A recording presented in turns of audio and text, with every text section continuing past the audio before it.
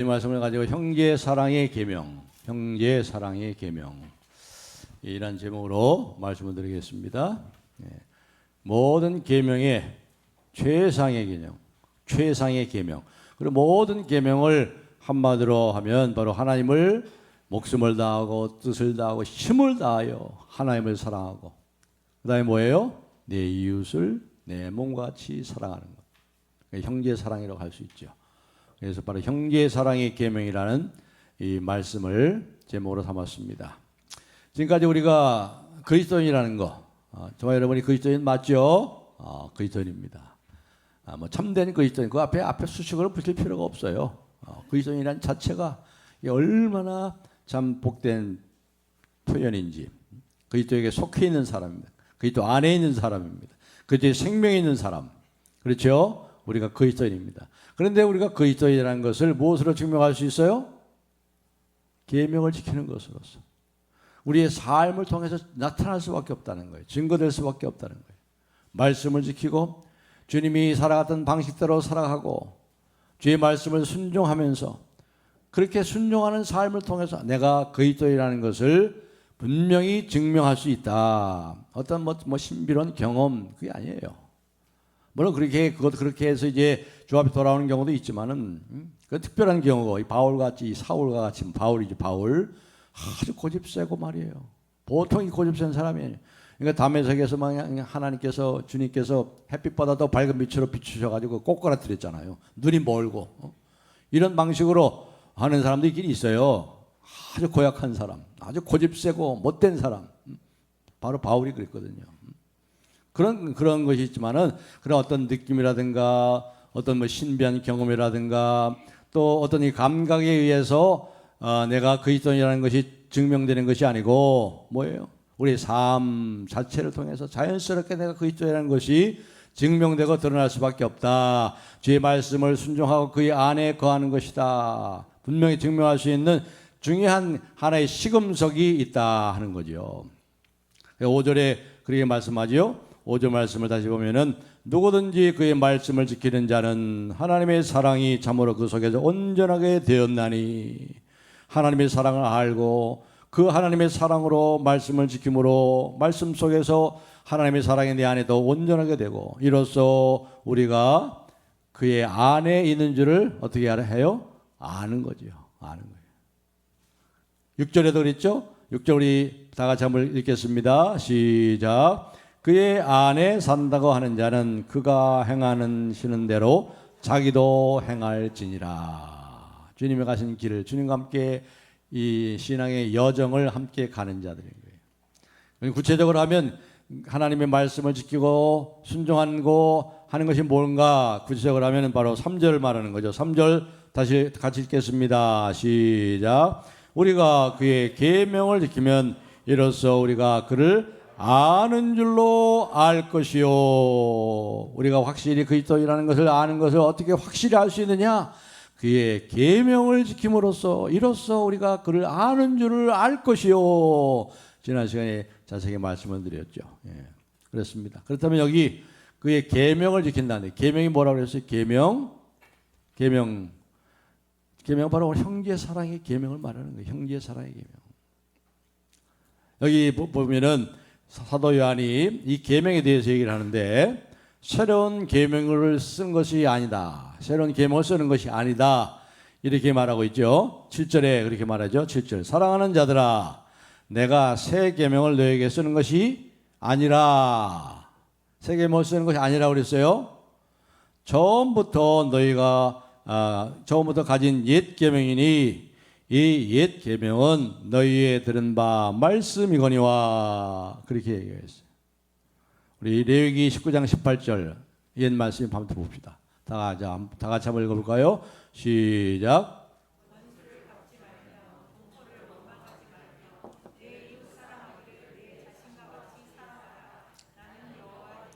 아멘. 여기 유일하게 구약성경 전체에서 네 이웃을 사랑하라. 내 이웃을 자신과 같이 사랑하라 하는 말씀이 여기밖에 안 나와요. 딱 한 구절. 이 방대한 구약성경 전체에서 여기 하나밖에 안 나와. 그런데 신약에 오면요, 내 이웃을 사랑하는 말씀이 얼마나 많이 나와요. 엄청 많이 나오죠. 엄청나게 많이 나와요. 그런 의미에서 새 계명이란 말이에요. 여기 보면은 이 사도 요한이 새 계명이 쓰는 것이 아님을 강조하고 있어요. 내가 너에게 사랑하는 자, 내가 새 계명을 너에게 쓰는 것이 아니라 바로 레위기 19장 18절에 이미 내 이웃을 내 몸같이 사랑하라 여호와의 말씀이니라. 옛 계명이니 이 옛 계명은 레위기 19장 18절에 말씀한 바와 같이 너희가 들은 바 레위기 19장 18절의 말씀이거니와 그렇게 말씀하는 거예요. 그런데 아마도 왜 새 계명이 아니라고 이렇게 강조를 했을까? 왜 그랬을까요? 그 당시 영주지 이단들 말씀드렸죠. 영주지 이단은 자기들이 뭐 신비한 지식을 가졌다고 그러고 하면서 새로운 것을 강조하고 있단 말이에요. 이들이 너희들이 새로운 거 뭔가 신비한 지식을 가져야 돼. 신비한 경험을 가져야 돼. 새로운 것을 강조하는 이 영적 영주지 이단들에 대해서 많은 성도들이 지금 미혹을 당하고 있는 거예요. 그래서 새 계명이 아니다는 거예요. 새 계명이 전혀 듣지 못한 새 것이 아니라는 것을 지금 사도 요한은 여기서 강조하고 있는 거예요. 그래서 내가 너희에게 새 계명을 쓰는 것이 아니니 이렇게 말씀합니다. 그런데 그 다음에 이어지는 거 보면 좀 헷갈려요. 좀 의아해집니다. 그러면서 사도 요한이 뭐라고 그러죠? 거기 보시면 7절에 하반절에 8절 봐보면 다시 내가 너희에게 뭘 쓴다고요? 새 계명을 쓰는 건 아니라고 그랬다가 또 여기 또 새 계명을 쓴대. 이게 참 말을 바꿔가지고 말이죠. 여기서는 새 계명을 또 쓴다. 새 계명을 쓰는 것이 아니니 해놓고 또 새 계명을 쓴다. 도대체 어떻게 된 겁니까? 지금 사도 요한이 지금 쓰고 있는 이 새 계명이 뭘까요? 이것은 바로 영지주의 이단들이 뭐 새로운 것 그런 의미에서 새 계명이 아니다는 거예요. 뭐 새로운 지식을 알아야 되고 신령한 지식, 신비한 지식을 알고 신비한 경험을 가져야 된다. 그게 아니라는 거죠. 이것은 뭐냐 하면 내용상 옛 계명과 같은 거예요. 그렇잖아요. 내 이웃을 내 몸같이 사랑하라. 내용상 바로 레위기 19장 18절에 나오는 말씀과 같은 말씀입니다. 그런데 질적으로 좀 달라요. 다시 말해서 예수님께서 이 세상에 오셔서 새롭게 주신 계명이에요. 그런 면에서 새 계명이에요. 요한복음 우리가 공부를 했죠. 요한복음 13장 34절에 이렇게 말씀이 나오죠. 새 계명을 너희에게 주노니 서로 사랑하라. 내가 너희를 사랑한 것 같이 너희도 서로 사랑하라. 새 계명이라고 그러잖아요. 예수님께서. 그러니까 이 사랑의 계명은 이미 구약시대에 레위기 19장 18절에 주어진 계명이지만 예수님께서 이 세상에 오셔서 그분이 몸소 실천하시면서 새롭게 해주신 계명이란 말이에요. 내가 너희를 사랑한 것 같이 친구를 위하여 목숨을 버리면 이보다 더 큰 사랑이 없나니 내가 너희를 위하여 내 목숨을 버리노라. 우리를 위해서 죽으시기까지 사랑한 그 사랑을 예수님이 몸소 실천하시면서 너희도 서로 사랑하라 하면서 새롭게 해주신 계명이란 말이죠. 그래서 그런 면에서 새 계명이에요. 다시 말하면 이제는 우리가 이 성계의 사랑, 바로 여러분 옆에 계신 교회 식구들, 우리의 이웃들을 사랑하는 것은요, 새로운 방식으로 이 계명을 지킬 수 있도록 해 주시겠다 이 말이에요. 다시 말하면 여러분 구약 시대는요 이 계명을 제대로 못 지켜요. 지킬 수가 없어. 예수님이 오셔서 비로소 율법을 완성하시고 그 계명을 다 실천하셨잖아요. 우리를 사랑하시되 어떻게 했어요? 죽기까지 사랑하셨잖아요. 죽기까지. 그렇기 때문에 누가 형제를 위해서 죽을 수 있어요? 그 사랑을 받은 사람, 그 그리스도의 생명이 있는 사람만이 형제를 위해서 죽을 수 있는 거예요. 그렇기 때문에 그런 면에서 새 계명이라 이 말이에요. 구약 시대는 그렇게 못해요. 그분으로부터 생명을 받아서 그리고 그 생명의 성령을 공급하시는 능력을 받아서 우리가 그 사랑의 단계까지 나갈 수 있는 것이지 그렇지 않고는 할 수 없다. 이런 면에서 새 계명이다 이 말이에요. 새 계명. 새로운 방식으로. 여러분 이 세상을 향해서 형제를 사랑하라고 아무리 외쳐보세요. 지금 정치계를 보세요. 지금 우크라이나와 러시아를 보세요. 이 세상은 얼마나 지금 서로 미워하고 다투고 싸우고 서로 죽이려고 합니까? 정글의 법칙이 정글에만 있는 게 아니에요. 이 세상에 있잖아요. 양육강식이 이 세상에 있잖아요. 제가 며칠 전에 일간신문을 봤는데 일간신문에 보니까 이 뇌과학을 연구하는 교수가 있어요. 카이스트 대학에, 대전의 카이스트 대학의 생명과학 교수인데 이분이 뇌에 대해 전문가입니다. 우리나라에서 뇌에 대해 뇌에 대해 연구하는데 우리 인간의 뇌가 어떻게 되냐면 자기 중심적으로 되어 있대요. 모든 것을 자기 중심으로 생각한대. 그렇게 되어 있대요, 뇌가.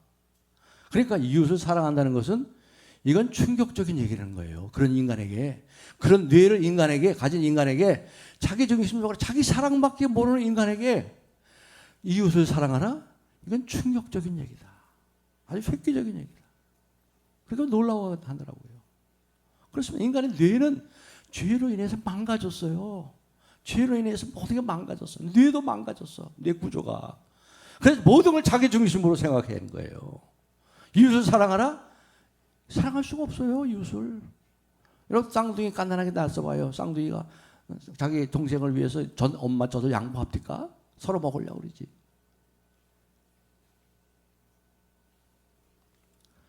그렇습니다. 그러나 이제 그리스도의 생명을 받았기 때문에 우리 주님이 오셔서 몸소 실천하시고 그 생명을 우리에게 주시고 그 사랑이 우리 안에 있기 때문에 주님의 사랑으로만 우리가 이웃을 사랑할 수 있다는 면에서 새 계명이라 이 말이에요. 그리스도인에게는 새로운 생명이 주어졌습니다. 그리스도 안에 그리스도의 생명이 주어졌기 때문에 성령을 받으라. 내 힘으로 할 수 없는 것을 성령께서는 하시기 때문에. 그래서 그리스도를 모신 자 외에는 이러한 사랑을 할 수가 없어요. 물론 우리가 이 휴머니즘을 통해서 뭐 살신성인하는 사람도 있고 또 일본에 가서 유학 갔던 어떤 우리 한국 유학생이 다른 사람을 구하고 자기는 그 전철에 깔려 죽고 하는 이런 일이 있지만 이건 어떤 이런 휴머니즘에서 나오는 것이 진짜 이 주님의 사랑 그리스도의 생명에서 나오는 게 아니죠. 다시 말하면 이 새로운 계명은 바로 그리스도 안에 실현됐기 때문에 주님이 실천하셨기 때문에 그분으로만 또한 그분의 생명을 공급받아야만 그 사람의 삶에서도 이웃을 내 몸같이 사랑하는 그 능력이 나타나기 때문에 이런 면에서 새로운 시대의 새 계명이다. 새로운 계명이다. 이렇게 말합니다. 그렇습니다. 그래서 우리가 이 말씀을 통해서 우리는 오늘 여기 8절에 이렇게 말씀하고 있잖아요. 8절에 보면은 8절 한번 읽어보겠습니다. 8절 시작. 다시 내가 너희에게 새 계명을 쓰노니 그에게와 너희에게도 참된 것이라. 이는 어둠이 지나고 참빛이 벌써 비침이라. 어둠의 시대가 끝나고 참빛이 오신 예수님의 시대가 새로운 시대, 새로운 질서, 새로운 사회, 새로운 사람들. 에베소서에 우리가 뭐예요? 우리는 새로운 시대, 새로운 사회에 새로운 하나님의 백성이 된 거예요. 우리는 전혀 다른 그런 의미에서 새 계명을 우리에게 주시는 거예요. 이걸 부정적으로 이제 사도 요한이 설명을 또 하고 있어요. 이걸 더 분명하게 강조하고 말씀을 하려고 부정적으로 말씀하는데 11절 보겠습니다. 11절 다 같이 읽겠습니다. 시작. 그의 형제를 미워하는 자는 어둠에 있고 또 어둠에 행하며 갈 곳을 알지 못하나니 이는 그 어둠이 그의 눈을 멀게 하였음이라. 아멘. 여기 보면 어둠에 했고 또 어둠에 행하며 어둠이 그의 눈을 멀고 한 절에 무려 어둠이란 말이 3번이나 나와요. 이건 은유적인 표현입니다만은 다시 말해서 그리스도인이 아닌 사람들, 그리스도의 생명이 없고 그리스도의 사랑을 받지 못한 사람들은 어둠 가운데 있을 뿐만 아니라 어둠 가운데 행할 뿐만 아니라 그들 안에 어둠이 있다는 거예요. 그들 안에 어둠이 있어요. 죄인과 불신자들의 이 문제는 뭐냐? 단순히 그냥 어둠에 쌓여 있는 게 아니에요. 이 어둠의 세상에 살고 있는 건 정도가 아니에요. 어둠이 뭐예요? 그의 눈을 멀게 했다는 거예요. 멀게. 그래서 어느 곳을 향해서 나가는지 방향도 몰라요. 어둠 안에 있을 뿐만 아니라 그들에게 뭐예요? 눈까지도 멀게 했단 말이에요. 눈까지도. 어느 목사님이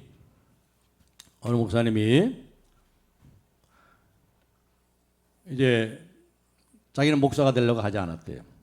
이제 사업을 해가지고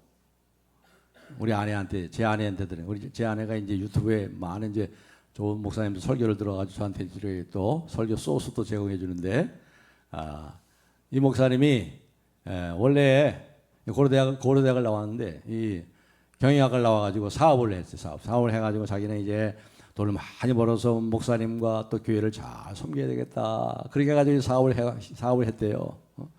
그래서 사업도 잘 되고 그랬는데 한 번에 이제 한월산 기도원 70년대 80년대 한월산 기도원에 가서 많이 이제 은혜를 받죠. 한월산 기도원에 가서 기도를 하는데 이상하게 그때 기도를 하면서 막 기도를 하는데 뭔가 이 자기 환상이 보이더래.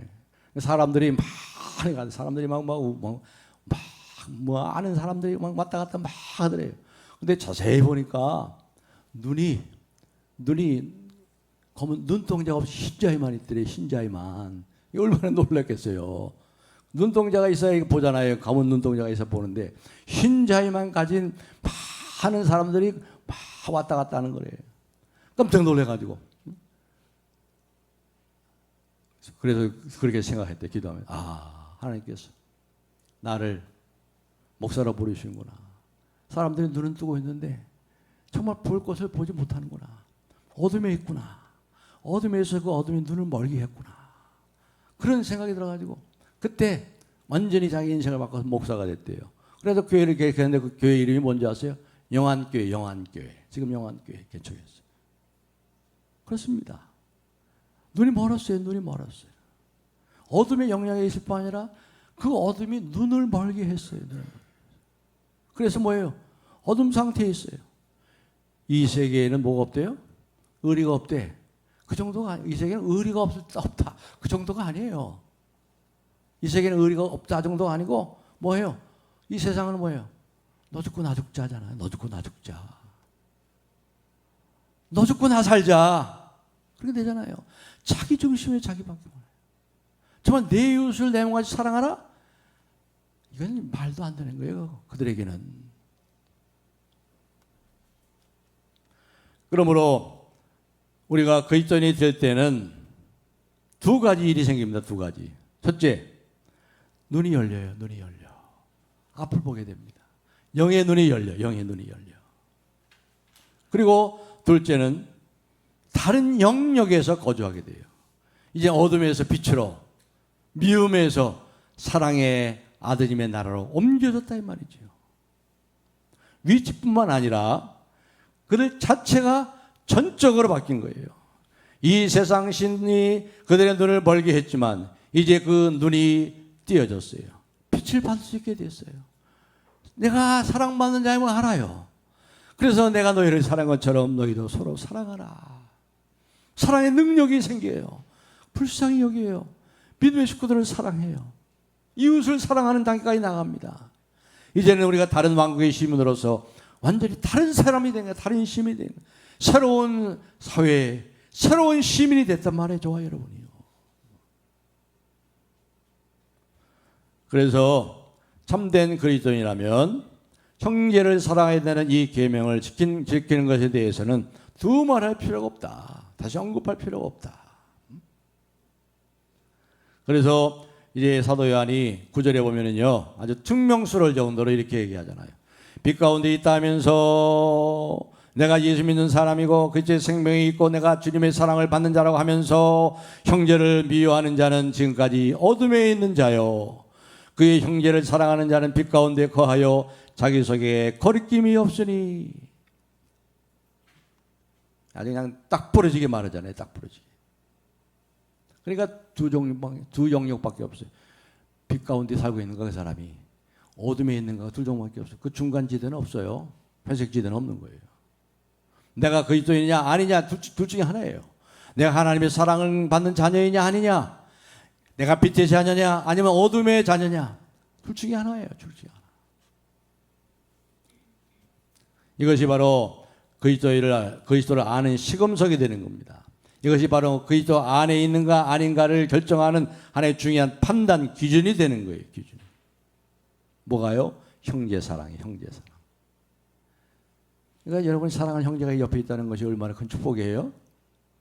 여러분 옆에 형제사랑 할 수 있는 형제가 있잖아요. 자매가 있고. 이게 축복이에요.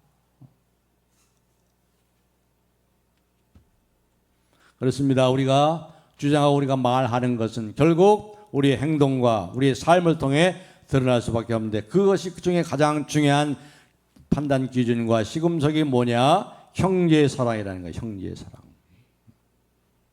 그렇습니다. 우리가 여러 가지 부족한 점이 있고 또 기질적으로 여러 가지 결함이 있다 할지라도 내가 형제의 사랑하는 이 마음이 있다면, 형제를 사랑한다면 빛의 영역에 거하는 참된 그리스도이다. 그렇게 말하는 거예요.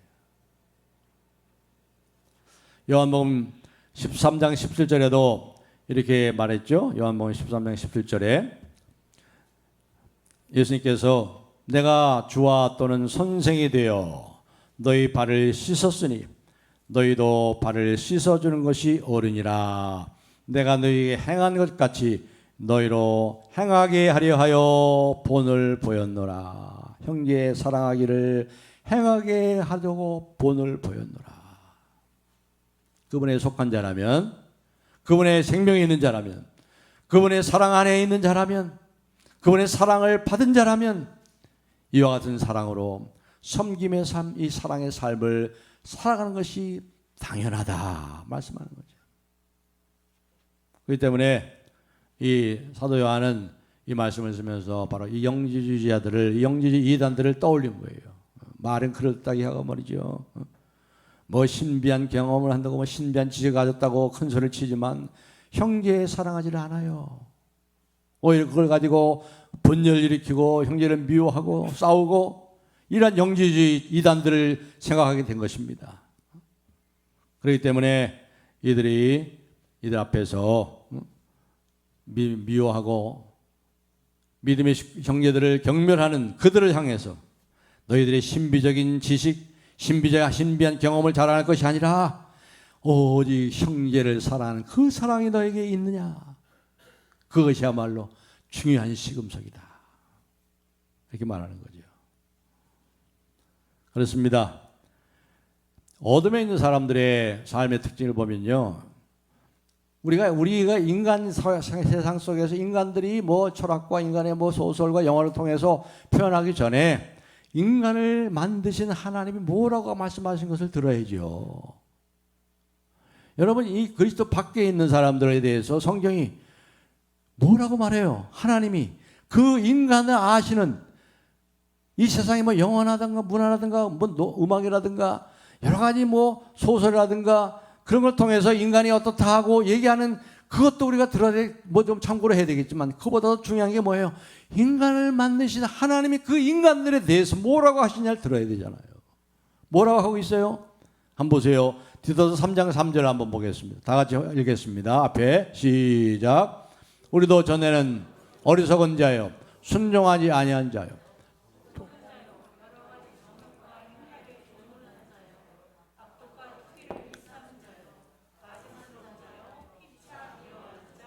이게 누가 말씀하는 거예요?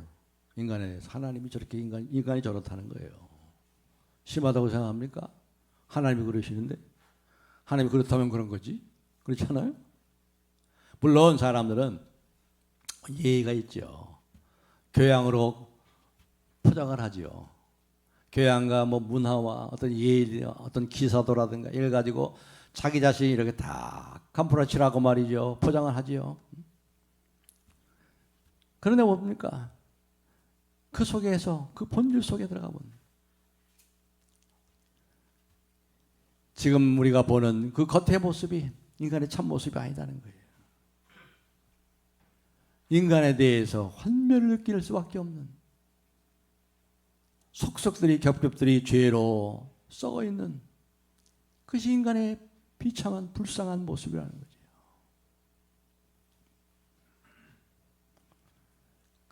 그것이 바로 서로를 미워하고 이기적이고 시기하고 질투하고 자기 중심적으로 뇌가 그렇게 고장이 났어요. 내가 망가졌어요. 자기 중심적으로만 생각합니다. 그래서 사도 요한은 11절에 그의 형제를 미워하는 자는 어둠에 있고 또 어둠에 행하며 갈 곳을 알지 못하나니.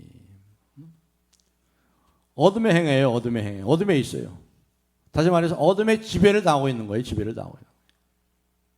바로 인간의 비극이라는 것이 바로 이것입니다. 자기 자신조차도 주관하지 못해. 주변의 환경과 상황에 지배를 당하고 있어요. 언제나 주위에 일어나는 일에 대해서 지배를 받아요. 일이 잘 진행되면 기뻐하고 자기가 좋아하는 사람을 즐거워합니다. 만나면 즐거워합니다. 하지만 자기가 좋아하지 않는 사람, 일이 잘 안 되면 또 기분 나빠합니다. 그리고 어떤 우연이라든가 운이나 이러한 것에 대해서 지배를 받습니다. 자기가 어느 곳을 향해서 가는지 알지 못합니다. 그래서 에베소서는 이 세상을 향해서 뭐라고 했어요? 허망하다 말이야. 허망하다. 허망하다는 말이 뭐라고 그랬죠? 목표가 없어요. 목표가 없어. 기껏해야 부자 되는 게 목표지 뭐. 인류대 가가지고 좋은 직장에 가서 좋은 연봉 받고 부자 돼서 살고 이게 목표, 이게 목표. 이게 허망한 거예요. 이게 허망한 거예요. 목표가 없어요. 목표가. 왜요? 어둠에서 눈이 멀었다니까. 눈이 멀었다니까. 영안이 열리지 않았어요. 영안이 열리지 않았어요. 그래서 갈 곳을 알지 못하고 참된 본질에 대해서 진짜로 눈이 멀었어요. 복음을 이해하지 못해. 복음을 이해. 복음 중에 복음이 뭐예요? 하나님이 나를 사랑하신다는 거 몰라.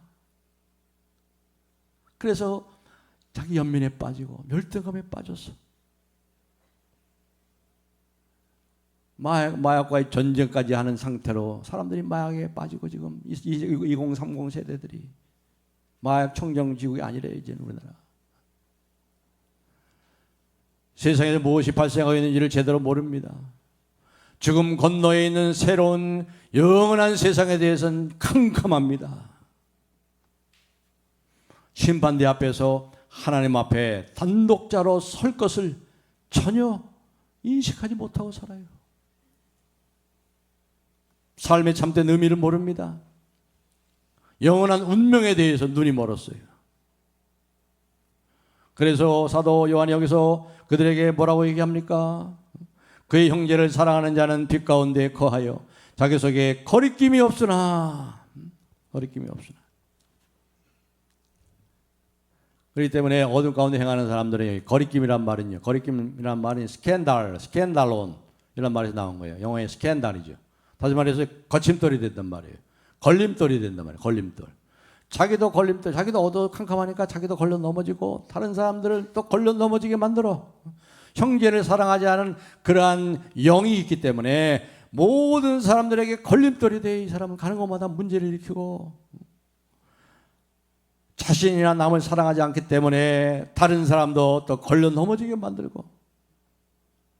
이게 바로 어둠에 있는 사람들의 모습입니다. 빛 가운데 있다 하며 그 형제를 미워하는 자는 지금까지 어둠 가운데 있는 자요. 그 형제를 사랑하는 자는 빛 가운데 거하여 자기 속에 거리낌이 없으나. 거리낌이 없으나. 나로 인해서 하나님을 알고 나를 인해서 복을 받고 나를 인해서 주의 사랑으로 품으로 돌아오게 되고 거쳐 넘어지는 일이 없어요. 사람 때문에 좀 어떻게 시험이 좀 들어도 그것 때문에 넘어지지 않아. 사람 때문에 좀 조금 상처는 받는 일이 있어도 그 상처 때문에 넘어지지 않아. 왜요? 사람 속에 무엇이 있는지 알기 때문에. 사람들을 이해하기 때문에. 사람 때문에 시험이 안 들어.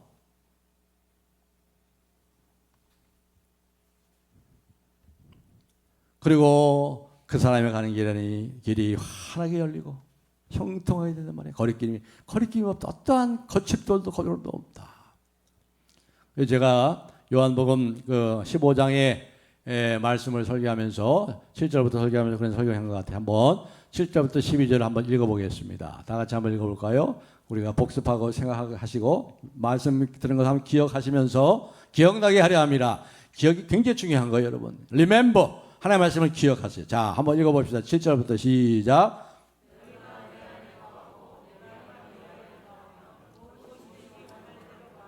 그리하면 이르리라.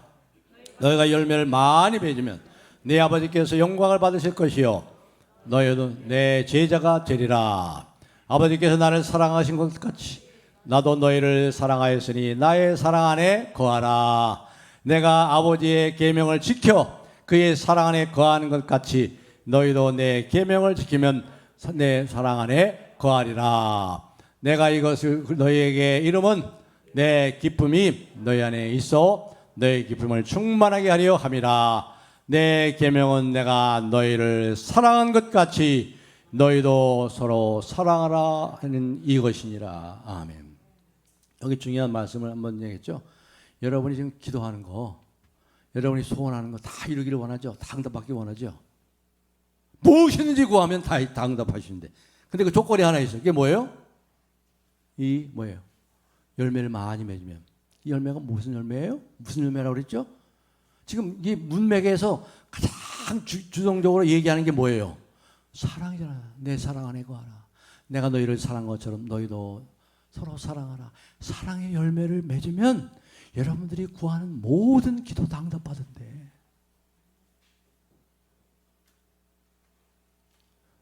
사랑의 열매, 사랑의 열매. 참으로 주님의 사랑으로 사랑하고,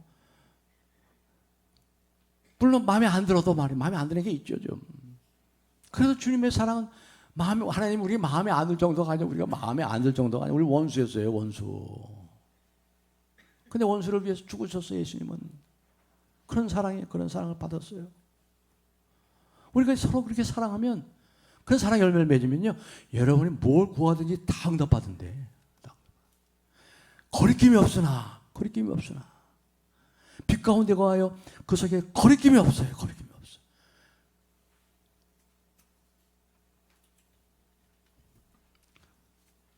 이제 말씀을 정리하겠습니다. 누가 그리스도입니까? 누가 그리스도 안에 있는 자입니까? 누가 그리스도의 생명이 있으며 그리스도의 사랑을 받은 자입니까? 그들은 열려 있어요. 눈이 열려 있어요. 예수 그리스도의 복음을 이해합니다. 사람들과의 만남을 늘 사랑으로 유지하려고 애를 씁니다. 넘어지는 일이 있어도 아주 넘어져 자빠지지 않습니다. 사람으로 인하여 시험 받지만 그 시험 때문에, 사람으로의 시험 때문에 넘어지지 않습니다. 다른 사람들도 그들에 의해서 넘어지는 일이 없습니다. 사람을 세워줍니다. 언제나 그 사람의 좋은 장점을 꺼내서 얘기를 합니다. 사랑의 마음이 있기 때문에. 사람에 대해서 비난을 멈춥니다. 이와 같이 그들은 빛 가운데 있으면서 빛으로 비침을 받으면서 언제나 확실한 일에 거하게 됩니다. 아는 줄로 알 것이요 거리낌이 없으나. 예전에 나도 이렇게 이러한 어둠 가운데 있었구나를 알게 됩니다. 마귀가 이렇게 사람들을 어둡게 했다는 것을 알게 됩니다. 그래서 사람들이 하나님으로부터 더 멀어진 것을 인정하게 됩니다. 그러나 이제 복음을 듣고 깨닫고 하나님과 화목하게 되고 구원받았다는 것을 압니다. 내 죄가 용서받았다는 걸 압니다. 내가 하나님의 사랑받고 있음을 압니다. 마음에 큰 담대한 확신이 있습니다. 누가 우리를 그리스도의 사랑에서 끊겠습니까? 그 어떤 것도, 어떤 중독까지도 우리를 그리스도의 사랑에서 끊을 수 없는 확신이 있습니다. 거리낌이 없습니다. 하나님의 사랑이 나의 삶의 전생에 걸쳐서 지배를 하고 다스리고 그 사랑 안에 거합니다. 그러니까 주위의 사람들을 바라보면서 영안이 열리는 거예요. 아, 저 사람은 아직도 모르기 때문에 저래. 안타까움을 느끼는 거죠. 불쌍히 여기는 마음이 느껴옵니다. 하나님의 사랑을 깨달아서 죄로부터 구원받을 수 있도록 그를 위해서 기도하기 시작합니다. 불쌍히 여깁니다. 예수 믿지 않는 남편을 불쌍히 여깁니다. 나도 다 저와 같은 처지의 사람이었다는 것을 알기 때문에 그들을 향해서 연민을 가지기 시작합니다. 하나님의 사랑에 대한 이 지식에 대한 이 분명한 사랑을 깨닫게 되고, 그리고 그런 방식으로 다른 사람들을 사랑하게 되는 거죠. 새로운 영역에서, 새로운 사회에서, 새로운 시민으로, 새로운 인생과 가치관을 가지고 살아가는 사랑의 사람들로 변화되기 시작하는 겁니다. 하나님의 사랑을 날마다 느끼죠. 하나님을 사랑하고 그분의 영광을 위해서 살고, 또 더 나아가 그 사랑으로 내 이웃을 내 몸같이 사랑하는 그 단계에 들어가는 것입니다. 이것이 그리스도의 참된 제자라는 것을, 또 바로 하나님의 백성이요 그리스도 안에 있다는 것을 증명하는 중요한 시금석이 되는 거예요. 우리 주님은 자기 사람들을 사랑하시되 끝까지 사랑하시다. 그러니까 이런 세계는 의리가 있어요. 의리가 있어요. 의리가 있어. 이 세상에는 의리가 없대요. 그런 세상에는 의리가 없는 게 아니라 이 세상에 의리가 없어요. 쓰면 뱉고 달면 삼키는 게 이 세상 아니에요. 우리는 다른 영역에 들어와 살고 있잖아요. 그래서 그런 면의 세계명이에요. 다른 질서 속에 그렇죠. 생명이 있고 다른 신분의 사람, 새로운 new society의 new people. 우리는 새로운 사람들. 이렇게 여러분 자신들을 점검하시고 자연스럽게 이 사랑으로 형제를 사랑하는 그러한 땅에 깊이 들어가셔서 이 사랑에 흘러넘치는 우리 서울남부 교회를 이루고 많은 불쌍한 영혼들, 이 사랑을 알지 못해서 여전히 방황하는, 갈 길을 알지 못하는 많은 생명들을 건져내는 이 귀한 사역, 또 이 귀한 일에 더 아름답게 쓰임받으시는 저와 여러분이 되시기를 예수님의 이름으로 축복합니다.